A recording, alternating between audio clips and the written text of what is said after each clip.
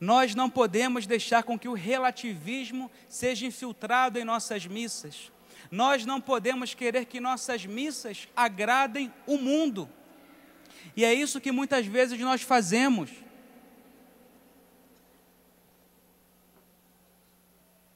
Quantas vezes nós queremos agradar aos homens e inventamos missa balada. Missa balada? O que é isso? Não, a gente vai fazer uma missa diferente hoje. Vamos reunir a equipe de liturgia e fazer uma missa mais legal para os jovens. Vamos botar aqui um globo girando, luzes coloridas, e a nossa missa vai ser uma missa que vai estar cheia de jovens, que vão se aproximar para encontrarem ali na missa balada a Deus. Olha, se eu fosse um jovem do mundo e quisesse ir a uma balada de verdade, eu não iria para a igreja para procurar isso. Eu procuraria no mundo. Mas se eu vou à igreja, eu quero encontrar a missa da igreja, e não a missa da balada, e não a missa do mundo, porque o mundo não pode entrar na igreja, mas a igreja deve influenciar positivamente o mundo. Querer agradar aos homens é querer desagradar a Deus. A liturgia não é minha, a missa não é minha, não é propriedade pessoal, a missa é da igreja, e eu sou apenas um servidor. Obediência a sacerdotes, obediência a equipes de liturgia, porque a missa não é nossa, nós não fazemos nada, nós recebemos da mãe igreja. Sabe o que nós podemos fazer quando muito? Um bezerro de ouro. É isso que os homens fazem, ídolos.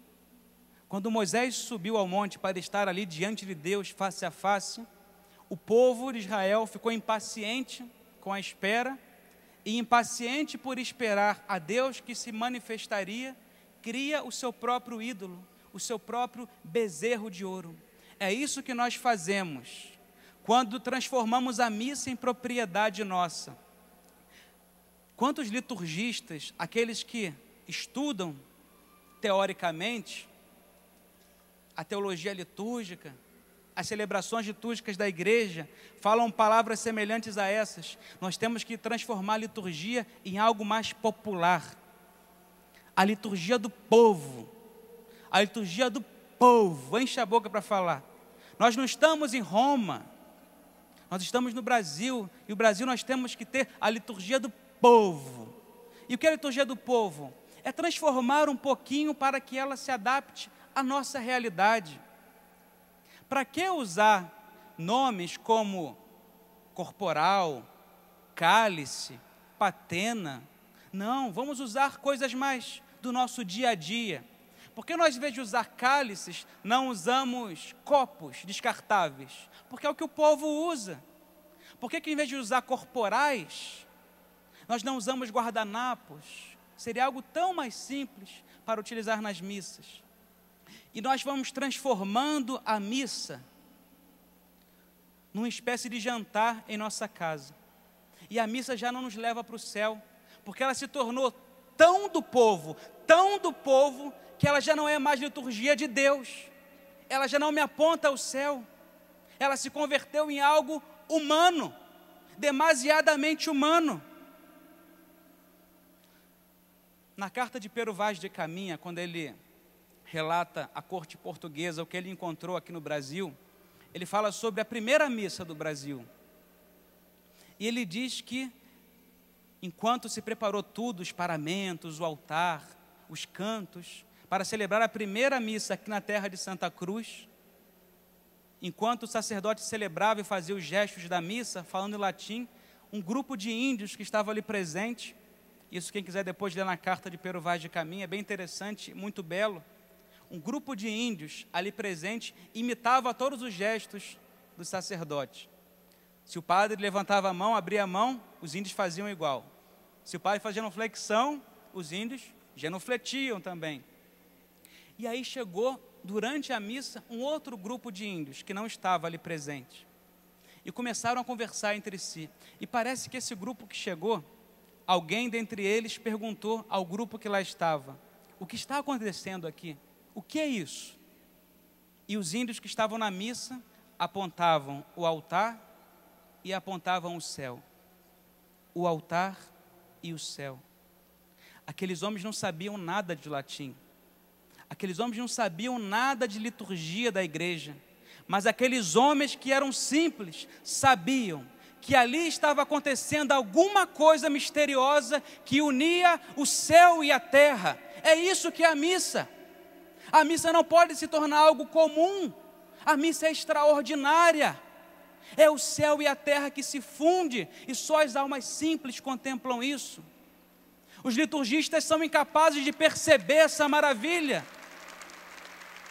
O céu e a terra, e é por isso que o padre coloca uma roupa diferente, porque ele não está vivendo algo do seu dia a dia, algo trivial, algo comum.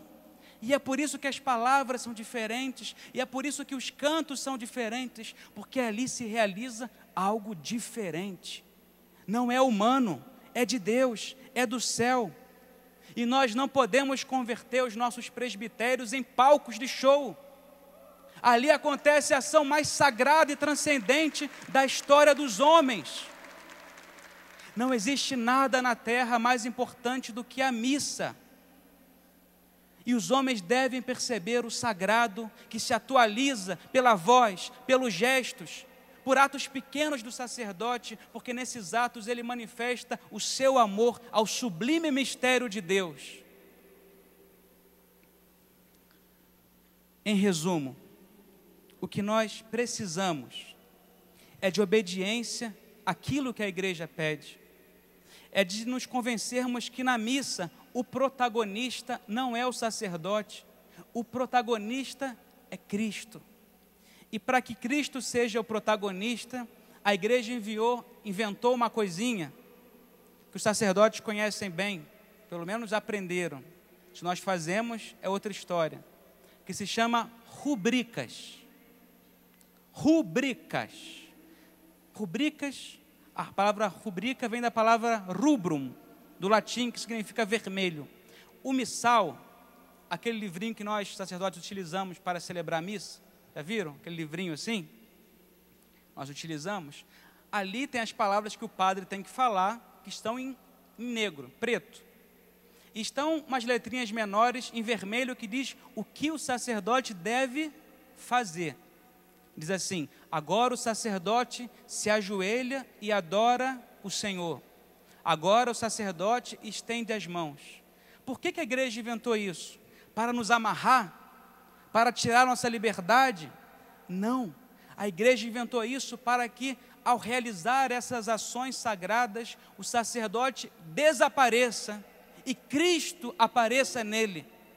Quando nós falamos, eu quero ir à missa do padre fulano, eu quero ir à missa do padre Beltrano. Por quê? Porque nós convertemos os padres em protagonistas, e nós não somos isso. Nós devemos silenciar, através da obediência, dessas rubricas, para que o próprio Cristo apareça.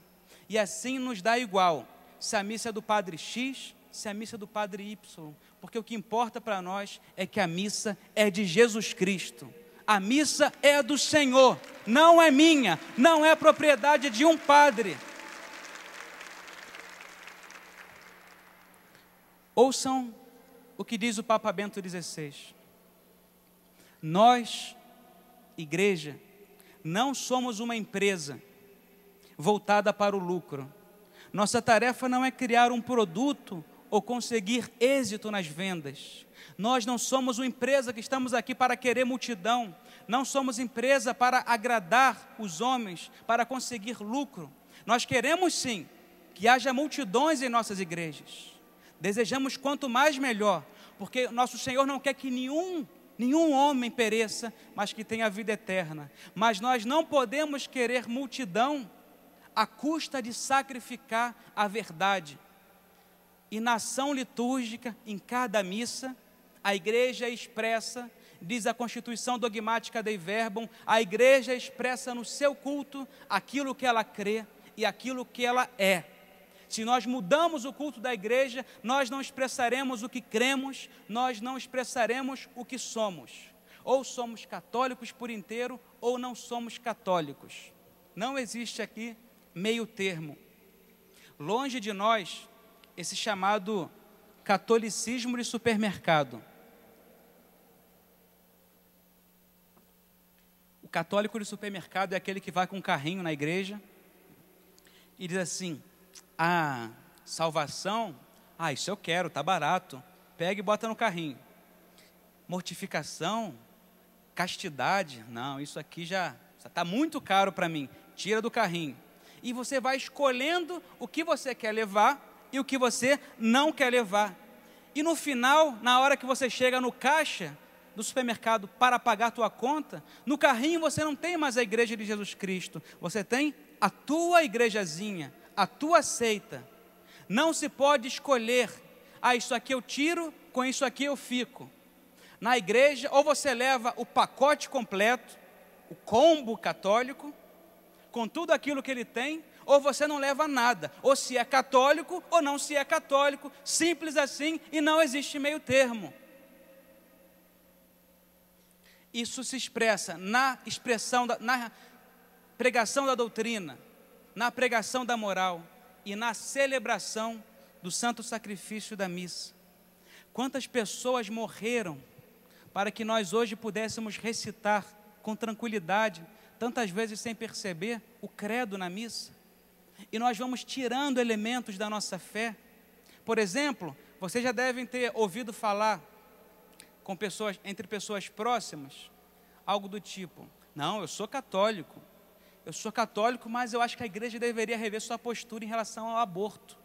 Não é verdade? Porque nós temos que pensar na saúde reprodutiva da mulher. Eu sou católico, muito católico, rezo meu terço todo dia, mas eu acho que a igreja poderia deixar de condenar as relações sexuais fora do casamento. Afinal, vivemos em outros tempos. Eu sou católico, muito católico, mas eu acho que a igreja deveria começar a ordenar mulheres. Olha, você pode ser tudo, mas católico você não é. Não é católico, deixou de sê-lo há muito tempo. Me faça o favor, não reze mais o credo. É melhor. Não reze o credo. Ou você acredita ou não, mas não me coloque uma máscara de católico, quando que na verdade por dentro você é um traidor da igreja e só ajuda a destruí-la.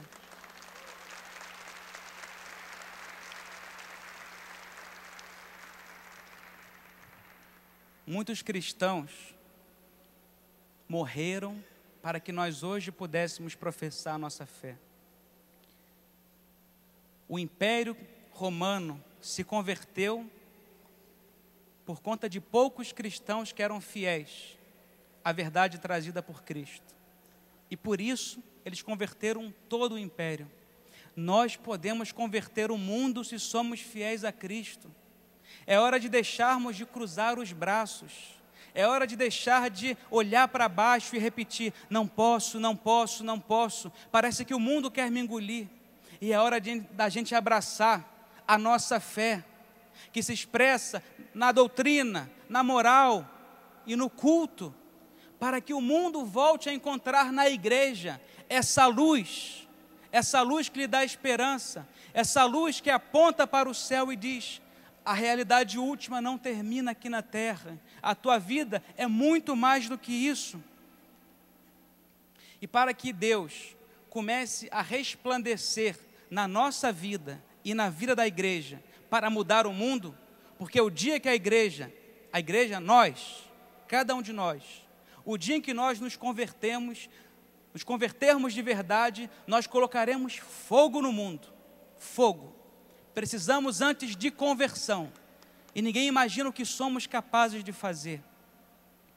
Quando nós, homens, começarmos a diminuir, a nos abaixar, para que o Santíssimo Sacramento apareça, para que Deus ocupe o seu posto de senhorio na igreja ou no mundo, nós começaremos a mudar o mundo, nós converteremos o mundo e o incendiaremos no fogo do amor de Deus.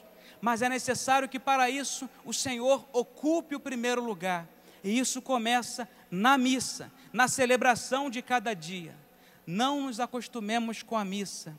Não queramos ser protagonistas dessa história e permitamos que o Senhor ocupe o trono de majestade na sua igreja e no mundo. ao Santíssimo Sacramento, toda honra, glória e poder, por todos os séculos dos séculos. Amém.